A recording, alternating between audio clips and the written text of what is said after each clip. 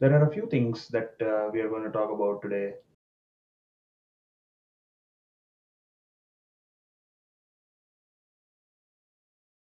Unreal is used in different sectors like education, healthcare, game development, simulations, architectural visualizations, particular sectors. We are also going to talk about how we are also going to talk about how Unreal 4 mostly used by a standalone people dev kit from various sectors by like we just said stated from various sectors like education, healthcare. Talk about how Unreal 4 is a standalone dev kit mostly used by people from various sectors, like we just said, stated a few, like education, healthcare, game development, architectural visualization, various sectors, and how they are using it.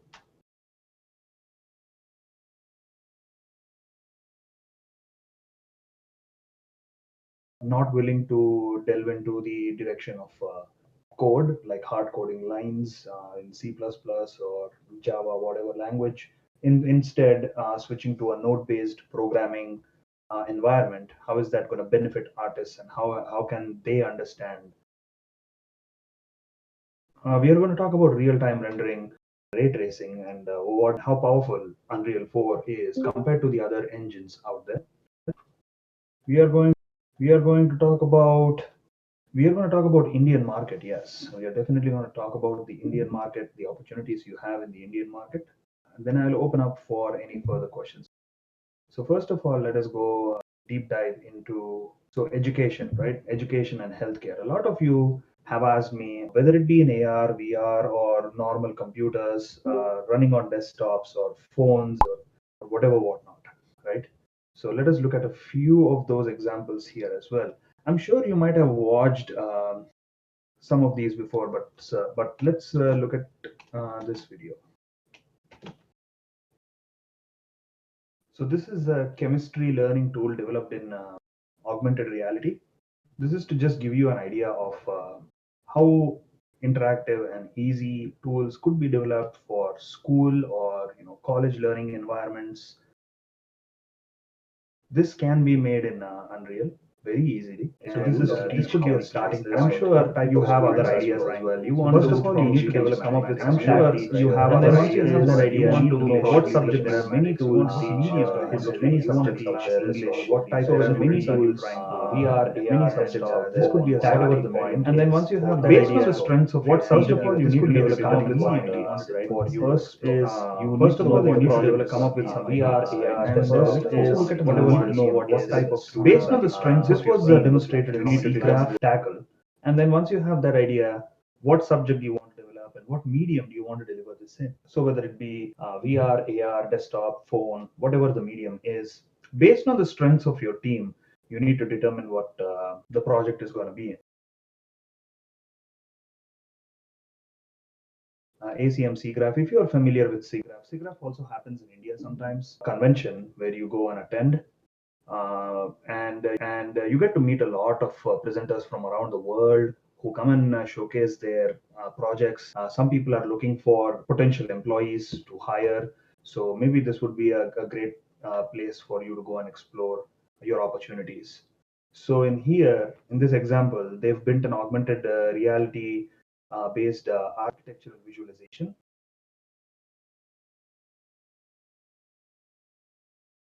while projecting their phone through an app onto some placards that have some data, some information, some pointers. So basically, that's what they do. What they think is for architectural visualization, if you wanted to, build a home, build a, a complex or something like that, build any structure, there is a lot of data loss or misunderstanding or confusion when you have only a simple blueprint, a plan, right? A blueprint for a building, just a plan, a 2D plan is not going to be just enough to help your clients understand how the building is structured and so on.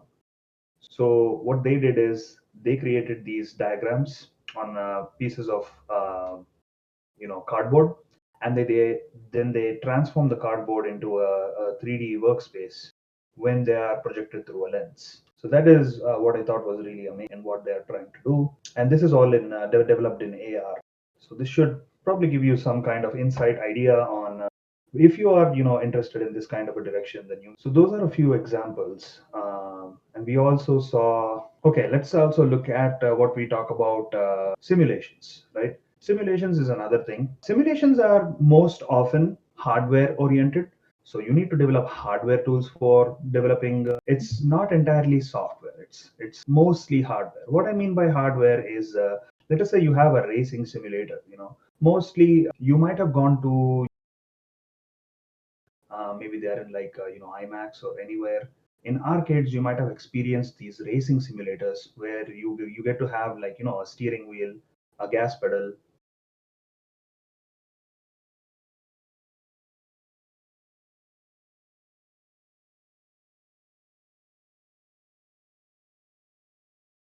gadget is allowing you to simulate that experience. In that, what you need to notice is that the software is just the racing game, while the hardware is the one that makes the simulation happen.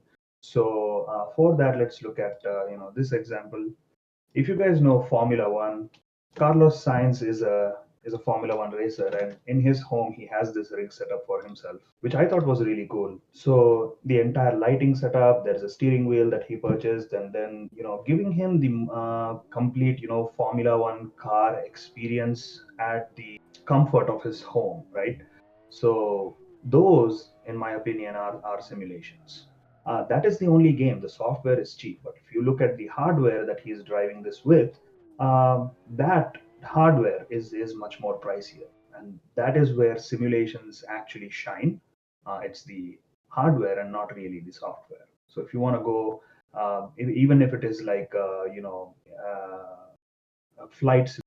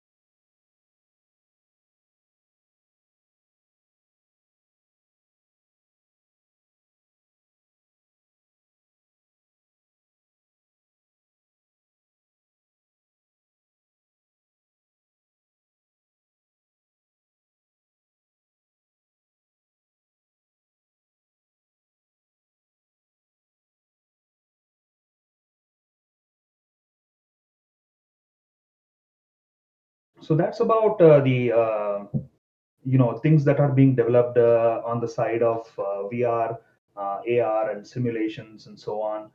We just looked into how people are also cool stuff with education sector as well. But for education, you need a plan, and without a plan, you'll just be directionless. Make sure you have a solid plan to move into. And the other thing is, only the first of a kind are going to make the market. What I mean by that is, if it's the first thing that you are getting out into the market, there are chances of you making a lot of money with it.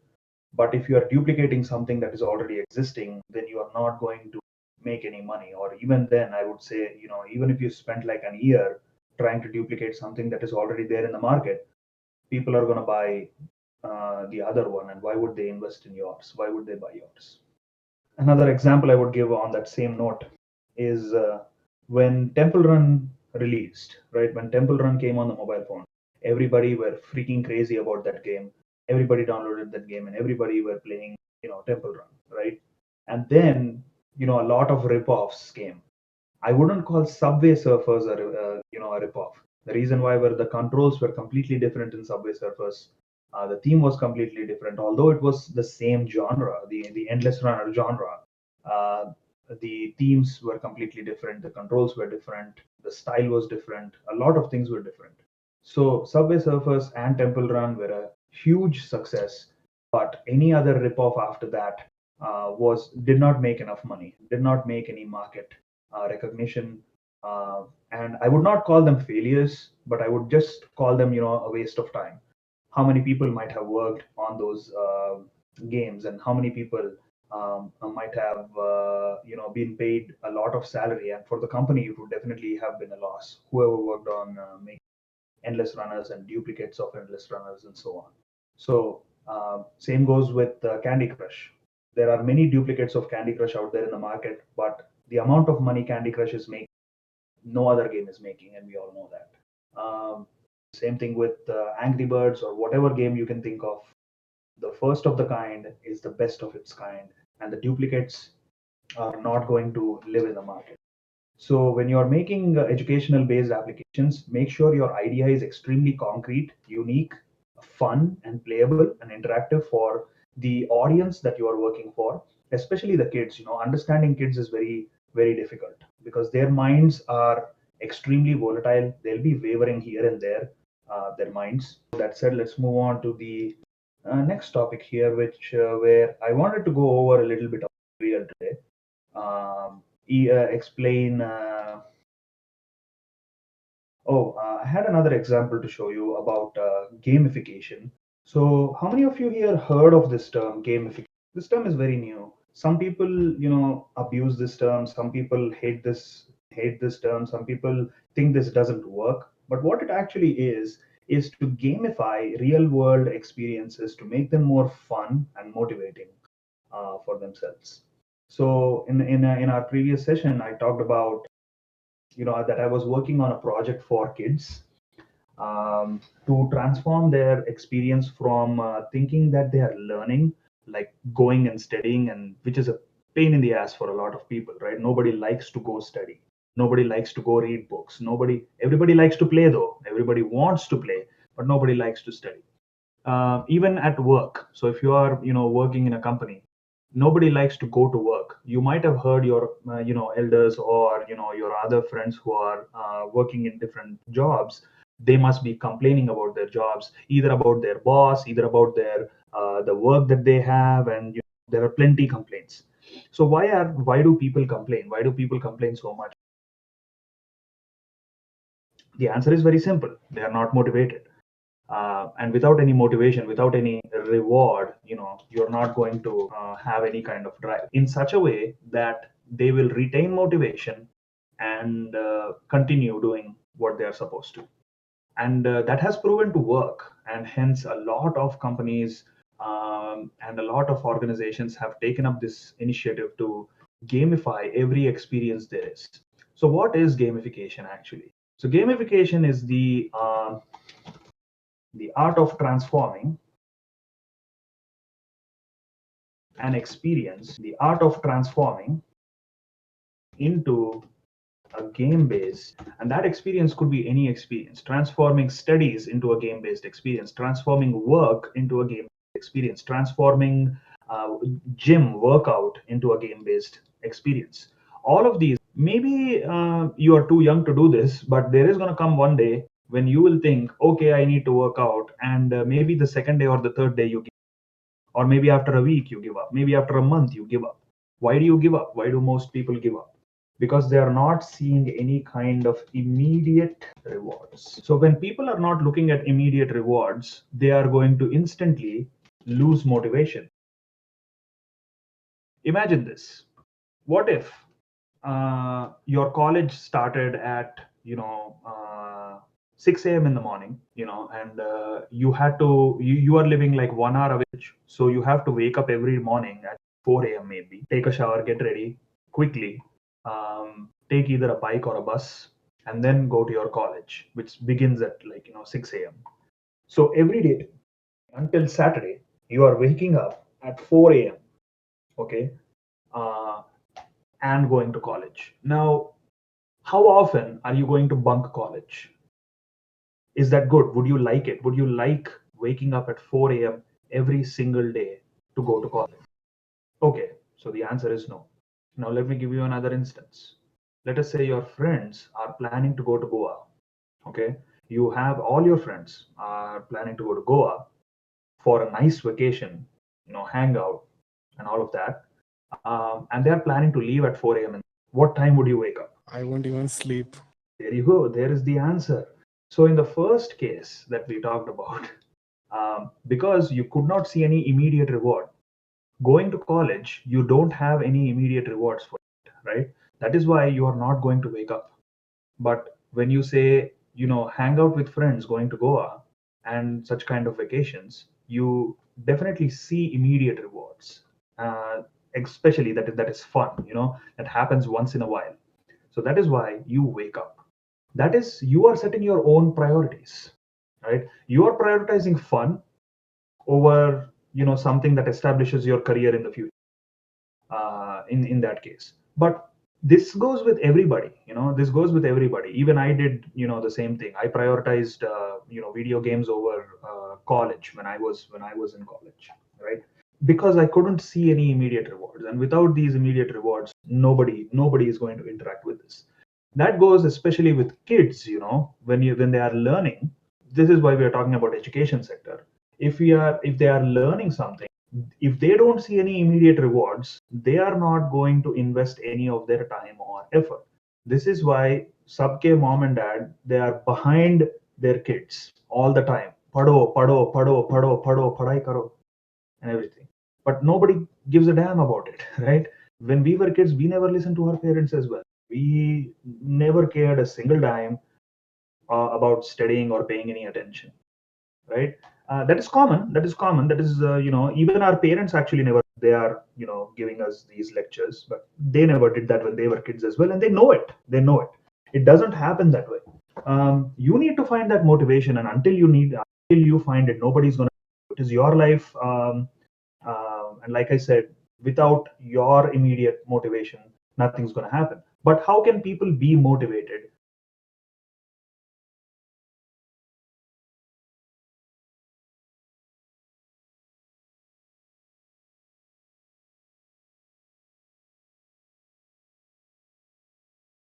Placement guarantee. Anybody heard about them?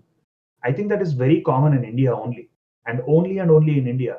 In United States, there is no university that gives you a job guarantee. Yeah, when a university gives you job guarantee, you know what will happen? Students will start putting less and less efforts because they know in the back of their heads that the college will take care of their job, that their job is guaranteed. Even if they don't put any effort, their job is guaranteed.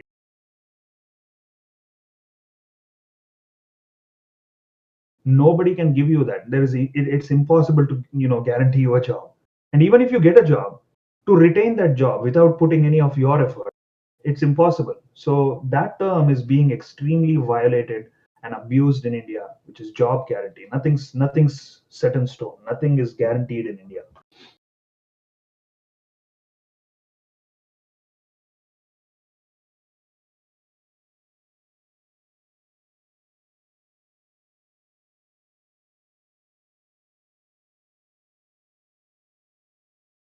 So this is a syllabus that I developed for my classes here in the US. So what I just do is I transform the textual syllabus, where I'm calling this a jewel excavation. It's no longer a course syllabus. It's a jewel excavation. It's like a game that they are playing.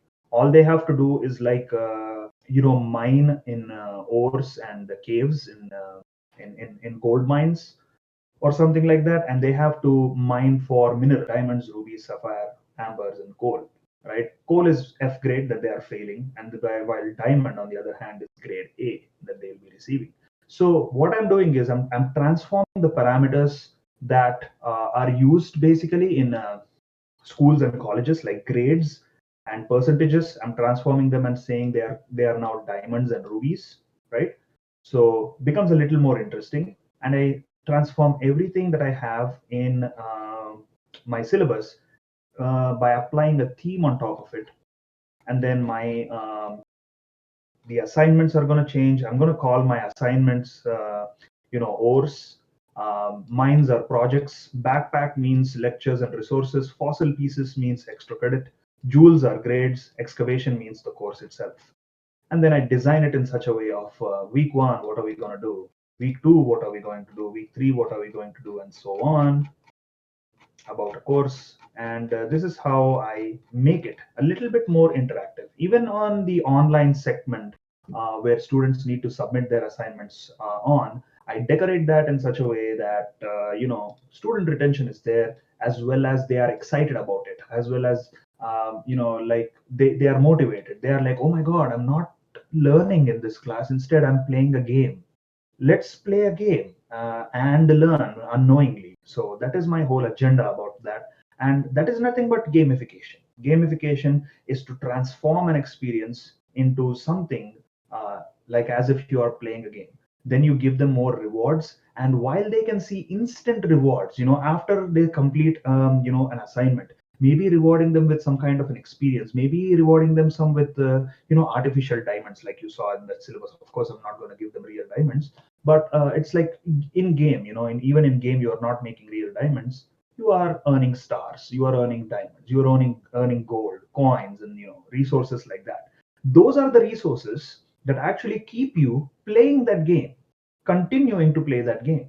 And why not we bring those kind of same or similar rewards into an educational environment, force students, you know, give them, gift them, present them, and reward them with those kind of rewards for every accomplishment and task completion that they do in schools, and that is going to motivate them to wake up the very next morning. Now, for the first example that I gave you, right, when I said there is no reward for you to wake up at 4 o'clock to go and attend college, right? I told you you felt like there was no reward for you to go and wake up early morning to just attend college. What if I gave you 500 rupees for just waking up at 4 a.m. and then going to college every single day that you go to college? Would you go to college then? Yes, because I'm giving you 500 rupees for attending college every day.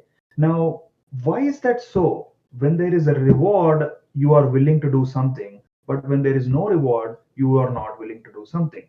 Ironically, what's wrong here is that you are paying college, you are paying the university for your education, and you are bunking the college as well. It's like it's a lose-lose condition where there is no winner. The college is getting their money; they are the winners. The college will definitely get their money. You are paying them, so you are losing the money, and you are not attending college, so you are losing the education there as well. So you are losing money and education both if you're not attending college. So it's very hard to interpret or understand this when you are a student, and it goes with anybody, everybody. So you're not a peculiar case or something. Don't worry about that. It happens with everybody. It's how human beings are. Okay, you are nothing wrong. Nothing's wrong with you. Everybody behaves like that. Everybody is like that. So just to tackle that in a better way, the idea of gamification then comes into play, and I want you to research and understand more about what game is, and how you can transform the experiences of learning environments or working environments. Okay, working environments. I did not give you a working example, right? Imagine a workspace. Okay, let us imagine a game development company. Okay, let us say Rushi started this company. Rushi is the CEO of this company, and we are all his employees right now in his company. Okay, every day we have to go to office. Every day we have to wake up. Let's say not 4 a.m. anymore. Let's say we have to wake up at 7 a.m. nicely, and to ensure that we are at the workspace by 9 a.m. Okay. Typically, a boss, what they would do is if you are late by 15 minutes, they're not going to be happy about it, right? You're going to get shouted back at, you're going to get screamed back at. This is why most people out there who are working, they don't like their bosses. They don't like their bosses because they scream at them. Okay, but the users, the office going people, they are not going to admit they are at fault anytime. Okay, that is Indian mentality. Indians never admit they are at fault. Indians never admit the mistake is theirs. It is always the other person's mistake every single time. And that I've observed that this only happens in in India. And whenever that happens, you are already losing motivation. If Rushi was shouting back at us for being 15 minutes late, then you are not making a good environment. You are not making a good learning environment. A learning or a working environment, say there. So how should people handle that situation? How should real leaders handle that situation. Again, gamification. When you apply gamification in those kind of sectors as well, everything becomes more simplified because everybody looks at a reward every single day. Every single day, maybe you are having like an experience system. Okay, let us take this chart. Okay, let's take this chart as an example. When you complete a task that was assigned to you, it is going to give you, if you complete it in one day, if you complete the same task in 2 days, it's going to give you 5,000 experience points, and so on. You get the idea now, right? And if you it's going to give you 1,000 experience points if you complete that in 1 week. All right. Now this way, what the company is doing is, it's not forcing you to complete the work in 1 day, to work extra hours or anything. It is giving you the time. You can still complete this task in 1 week. Okay. The task that could be completed in 1 day, you can also complete that in 1 week. All right. But you're not going to lose your job if you complete it in 1 week. You are only going to get less points, less experience points. Now, what do you do with these experience points? Okay. Now, let us say there is one thing that I can buy with this. Okay. I can buy 1 day off, paid day off. Okay. One paid day off with 25,000 experience points. For 125,000, 1,25,000 experience points, right? And so on. More benefits like that, more and more benefits. And if I get to say, if I get level up, right, with my experience points, if I level up, then my salary increases, my base salary increases, right? And let us also put some kind of terms for that. If I am level 5, every fifth level, let's say every fifth level that I is going to not only increase my base salary, but also say gives me some further benefits, like maybe 2 days off, and I don't know, maybe birthday celebration in office. We can add anything, we can make up any kind of rewards, right? So the every fifth level is going to give you some kind of more and more benefits and so on. I mean, these numbers should be adjusted based on what kind of company it is. Maybe one level up achieves in like 5 lakhs experience, I don't know.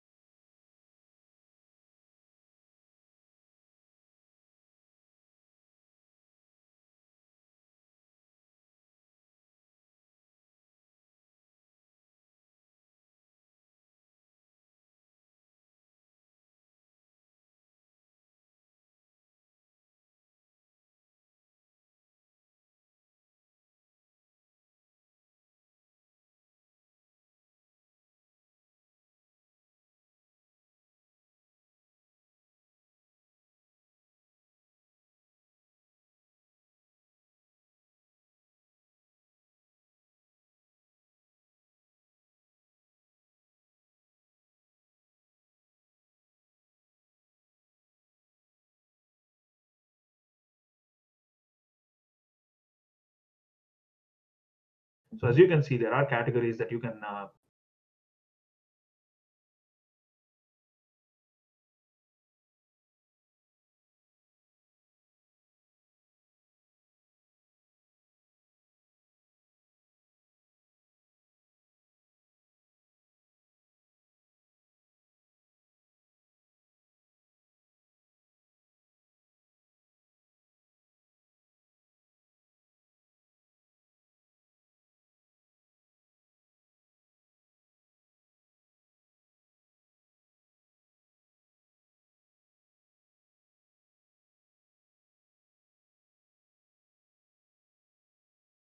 I think you've all been working in the third person template right now. So I'm going to just start that, call it project 3, just create While it. creating new project, why they only offer 4 options like architecture, game, and all? Currently, Unreal only has support for them, entirely. If you think about that, you can do many more things. Let me open another project and give you an example. So let me go over that list that I've gone over one more time. That is when we say education, right? Now, education, we can either do an interactive experience with education, or make a game with education, or make also a simulation for education, right? But if you are looking at that, what it simply means is, in previous session I told you that video games are a superset of everything the world has to offer, right? So when we are talking about a game, it's not just that we are talking about game, but we are talking about a superset of several different things. When I connect some lines, you are going to get an idea. So once we have these branches, right? So when you now think about something, think about what you want to make, right? Once you underline what you want to make, let us say you want to make a surgery simulator. So which template will it fall under is the question, right? Category does it fall under here? So it's very simple to analyze such kind of information. For a surgery simulator, one thing is very important: it is an interactive experience. Do you agree? Yes.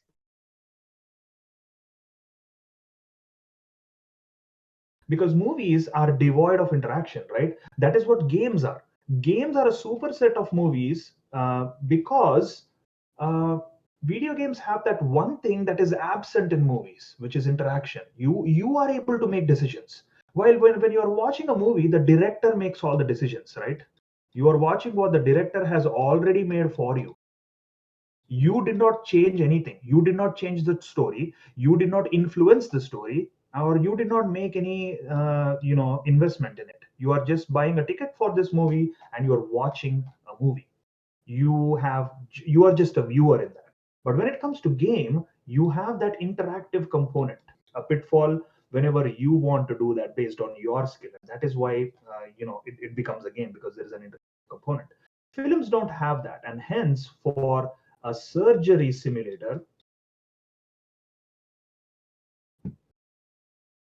because we are calling it a simulator, right? Simulators are interactive. So we have an idea that simulators are interactive, and hence these are games. Now, architecture visualization means it's only a visualization.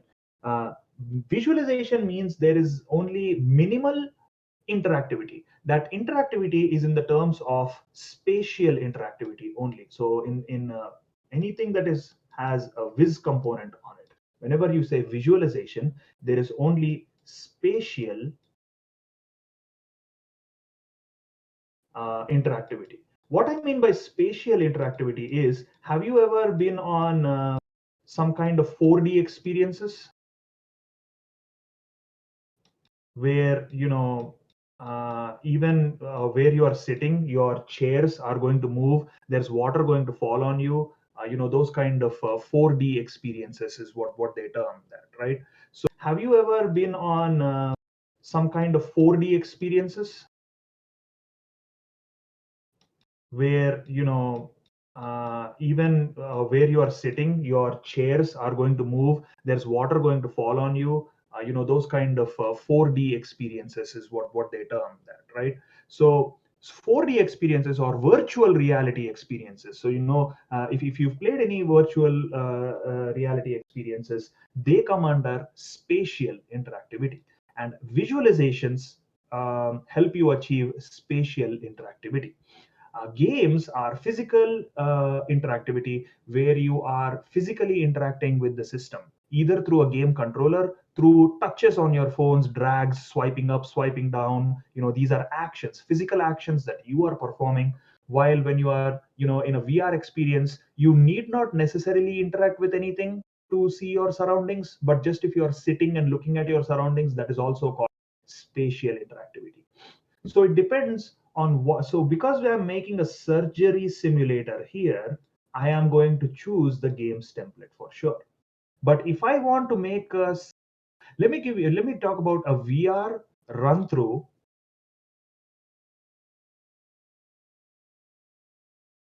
system. So intravenous is your body's vessels, right? So what if I took you in a small microscopic um, capsule that is flowing through your bloodstream in one of the veins, okay? And that I'm going to convert into a VR experience. Now people can look at all the red blood cells around you when they are moving capsule. They can look at the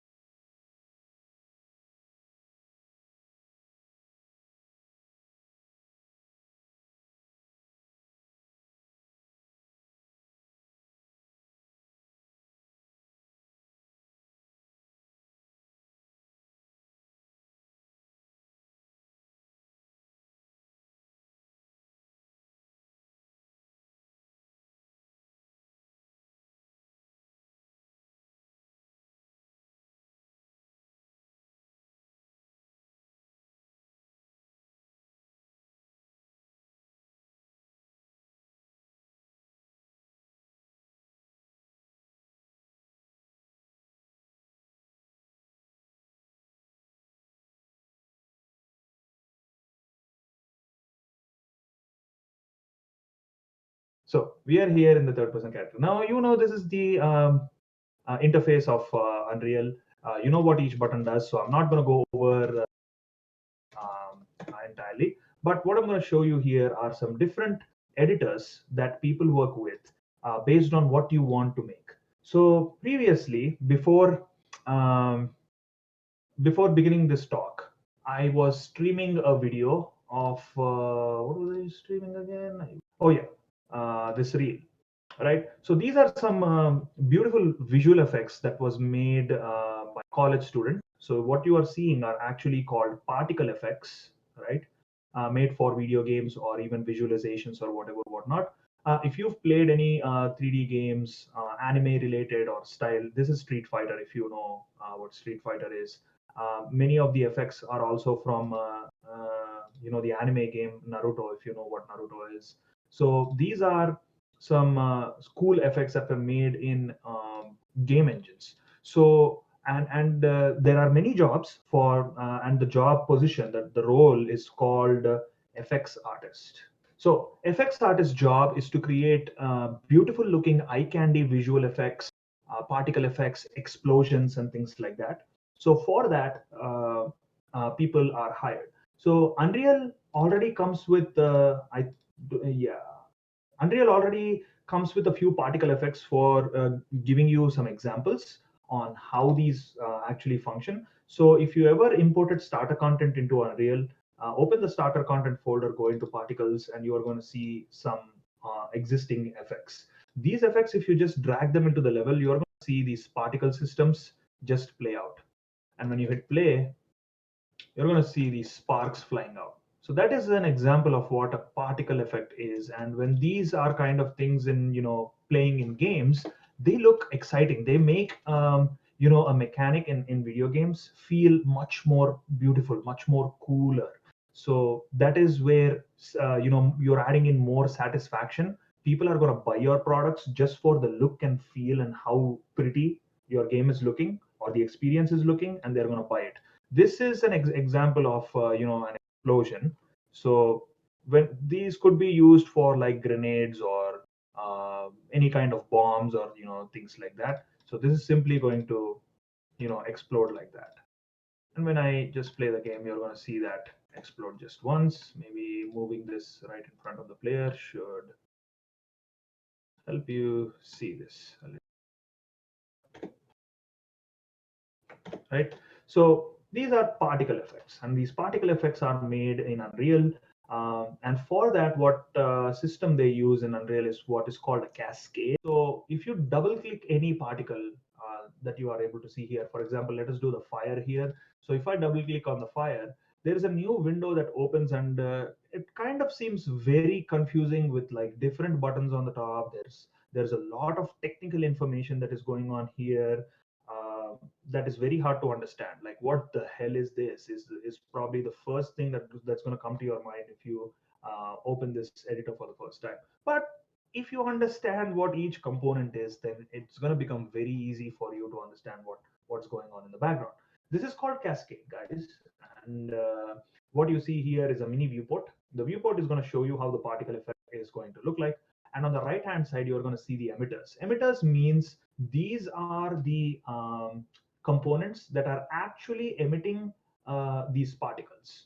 Each one, as you can see, there are 1, 2, 3, 4, 5, 6 emitters in this one particle effect for fire, and each one is doing a different job. So the flames are like emitting flames. The smoke is emitting black smoke, which you can not actually see right now. Maybe if I change the background color to somewhat white, maybe I can see. Yeah, now you see some black smoke out there, right?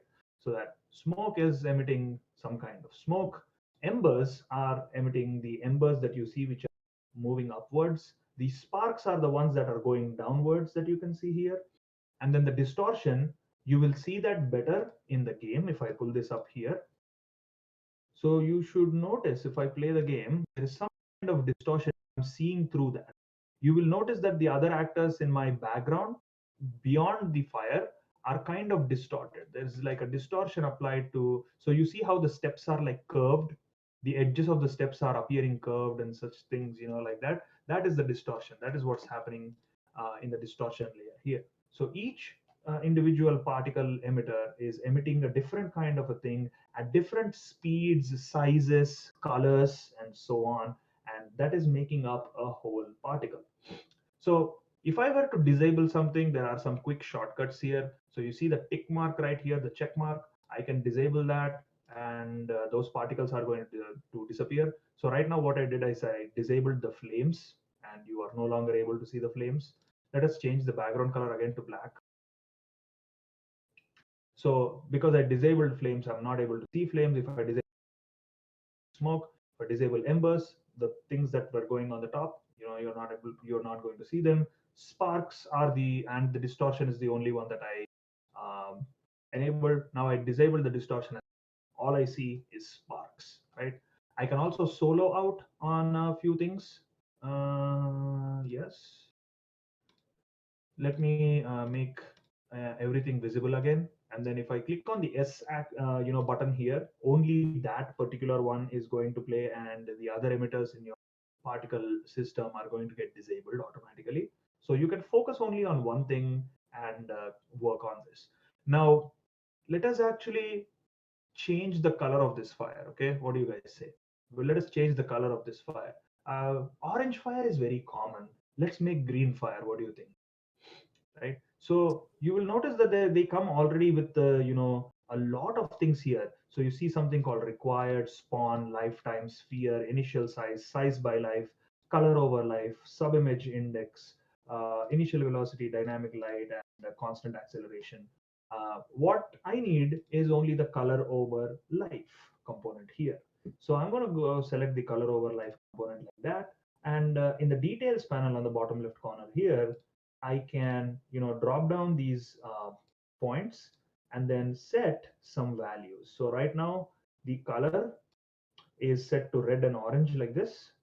What if I change that to green color? Like, you're already starting to notice that my colors are going to green, right? What if it is pink? Oh, pink fire is good. Pink fire is crazy. Purple is amazing. Oh wow, this. Okay, I think I like purple.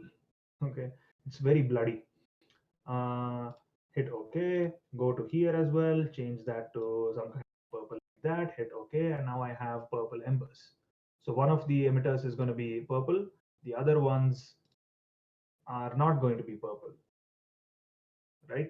If I save this, even in my real game, it is going to update the flame colors to just like that. So basically, you are going to construct depending on what kind of particle effect, what kind of things that you want. to achieve. So in these particle effects that you see, there are like different emitters and different emitting shapes. Right now, this is emitting something called in the let's see this. Yeah. So if you see the embers right here, embers are projecting an m underscore radial gradient material that people have already made. Let us look at what that looks like. If I double click on the thing, this is that material. It's just a white kind of a radial gradient that has been applied, and that is all this is. So if I look at that on a plane, this is how it's going to look like. It is simply that. That is what an ember is. But they have reduced the size so much that the embers look like that. They shape them, they squeeze them in a particular axis, so the embers actually, sorry, the embers actually look like that, which are going above, right? So basic shapes, basic materials, and all that. And what you are looking at here, instead of using a circular material, here they are using some kind of squares. You guys notice some squares in that material that are popping up? Those squares. Where was that? Did I go too much? I wanted to. Yeah, look at those squares like that, and these circles. Each of the particle systems are using a different kind of an emitter, different kinds of shapes, glows, values for acceleration or color over life, and things like that that we've just seen achievable in Unreal, right?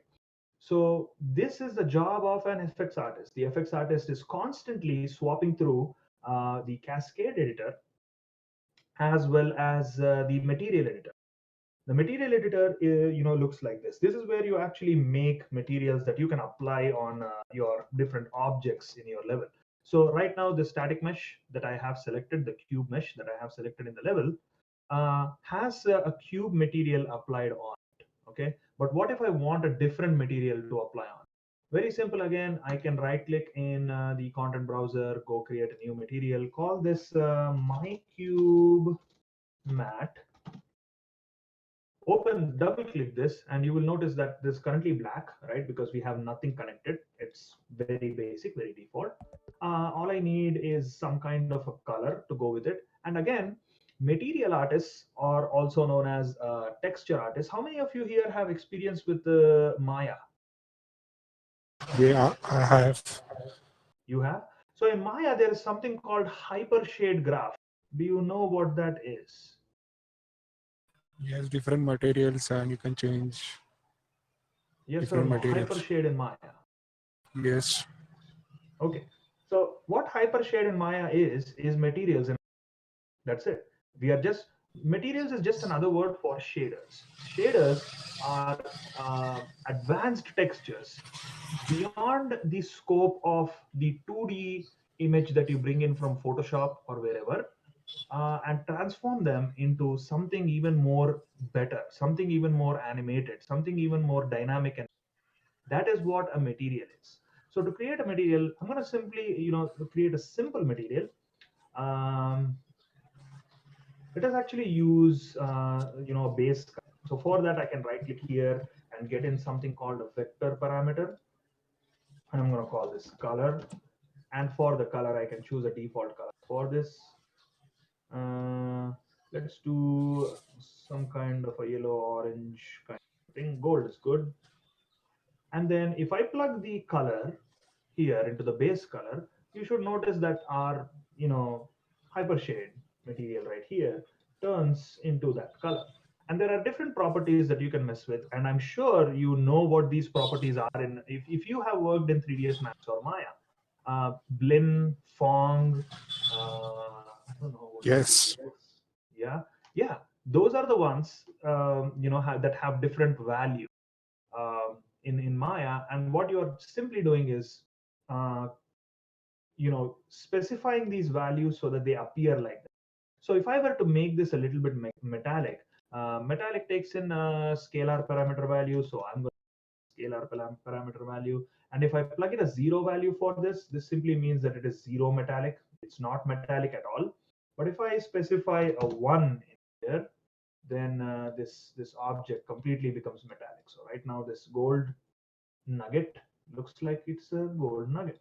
Now again we have roughness here. So what if I do 1 on the now the even though it is metallic, it became very rough. But no, I don't want 1 as a roughness.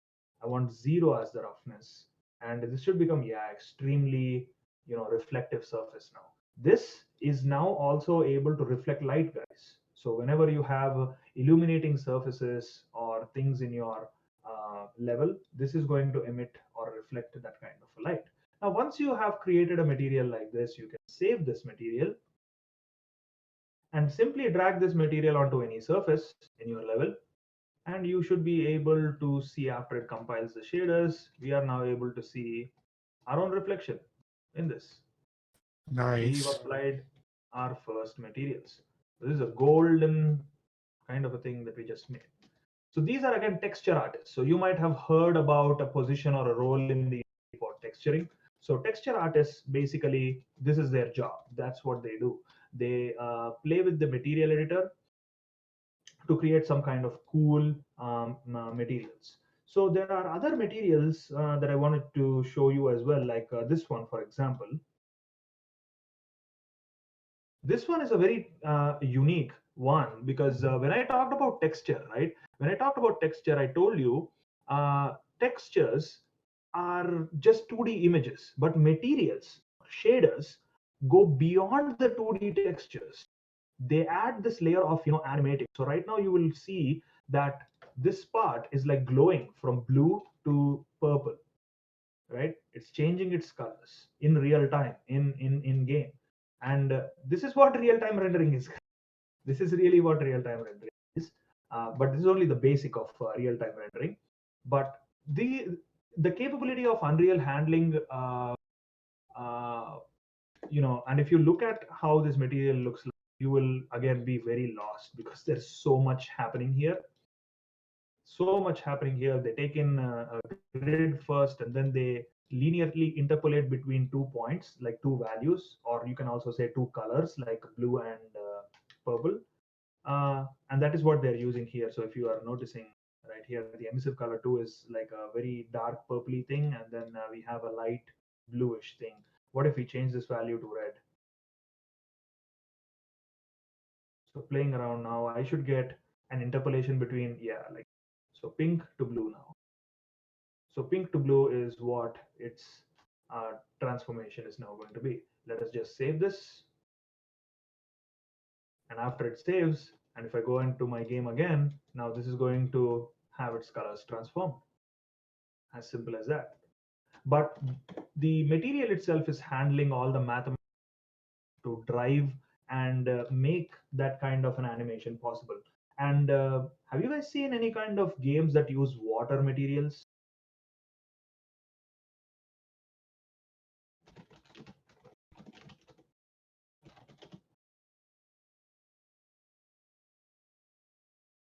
So in video games, you might have watched these kind of water based materials, right? Water in video games. Water is also a material if you think about it. Water is an entire material, one material that is made in either uh, and it looks like that. This material that you see that is animating in games is made in Unreal. Maybe in Blender also you can make such kind of things, but it is also possible in Unreal. Otherwise, you wouldn't see games that look like this, right? Look gorgeous. So basically, what is, like I said, they're also called shaders. So shaders or materials are one and the same. Um, Different words, but their action is one and the same. So water materials, this is what you'll see in game, and that is actually a material just like this, just like this. So these are texture artists. Texture artists work with a lot of textures. Basically, you might have heard of the term MTL, stands for modeling, texturing, and lighting. MTL artists are, there really are no texture specific artists. A texture artist will also be familiar with 3D modeling, will also be familiar with light. So when you're talking about placing lights in your level, so if I type in I have a point light. So if I were placing lights in my level, or spotlight. It could be any kind of light, right? So if I'm placing any kind of lights, I'm becoming a lighting, right? So this is the job of a lighting artist, is to light your environments, um, and then using different kinds of post-processing volumes to give you some kind of other beautiful mood-like effects, changing the sky's color entirely to give you another kind of effect. There is a nice skybox actually that comes with Unreal that you can mess with. There is that skylight, light color. I'm gonna make it a little bit, golden like that. So you'll get a nice other, warm kind of feel in your level. And after changing the skylight, I am also going to change the light sources color to something, like warmer red, light red, like that. And then finally select the sky sphere and then set the sky sphere's color. Not that, I believe. I think this one, the horizon's color, to somewhere very warm, golden kind of a color, and hit refresh material. It doesn't want to refresh. Cloud color, overall color. Did it change anything? No, but my level is looking, different. I'm not sure why it's not updating. It should. I need to do a refresh material, and the refresh material checkbox is also not working for some reason. But yeah, you can change the entire mood and your levels just by changing the light colors, and that's the job of a lighting artist. Right? There is no specific engine, or maybe I'm not building it. I have to build lighting. So there's not a specific editor for lighting artists, but uh, basically those are the things that they work with. So we've looked into cascade, particle effects, we looked into materials, and then next we are going to look into some code related stuff, which is so if I right click here, these are the things. Oh yeah, we forgot about the animators. Are they do a really very cool job. They have an even more amazing job, I should say, because they play around with something called an animation blueprint. And an animation blueprint is going to look completely different from a blueprint that you have worked with. Of course, it's going to say animation in the bottom left, bottom right hand side corner over there, and you are going to see something state machine. So state machine, this is the one that is driving your to go from the idle or running state to a jump loop, to a jump end, and then back to an idle. So when your player is able to move, he's in the run or idle state right now. If he jumps, he plays a jump, and then while he's falling, there's a looping animation that plays, and when he lands, there's an end animation. You see that jerk, a little bit of jerk like that whenever he lands is the jump end animation. All of those animations can be seen when you double click on them and try to play them, like here. So if I say is in air is true, you are going to see the character do his is falling animation. So as long as he is in air, this looping animation is going to play. Animation editor, looking at the animation graph, very complicated, and in very big games, in like games, your characters are going to end up having so many different states, so many different, like possibly you are going to have a death state, right? So if you want a death animation for your character, you're possibly going to pull off of one of these and add a new state and call it death. And the death animation is going to have that and an arrow back again, because they have to come back to life, right? So we need to have two-way motion for that. Maybe after when the players are in the jump loop, you are going into another state called double jump maybe, and this is where you will be adding an for that, because that needs to trigger off of the jump. And technically, as you are building your game, these nodes, they build up very much, because you'll possibly have like punching animations, you'll have kicking animations, you'll have shooting animations, or whatever kind of animations you plan to have, sliding animations or what. So the animation graph, the state machine here is going to keep on increasing and increasing and increasing. Um, and then so that is typically it for an overview of the animation. So basically you can also double click on each one of these animations to see how these animations are. So right now I am looking at the idle animation. I go to the jump loop animation to see the loop animation as well, and I can even drag the timeline here to specifically see what's happening frame by frame in that animation. If I want to make any changes, I can also do that. If I were to create a montage, so if I right click and go to animation and say animation montage, an animation montage is going to allow you to edit an existing animation. Like if you want him to run in a different way, in a different style, you can change the animation in the animation montage.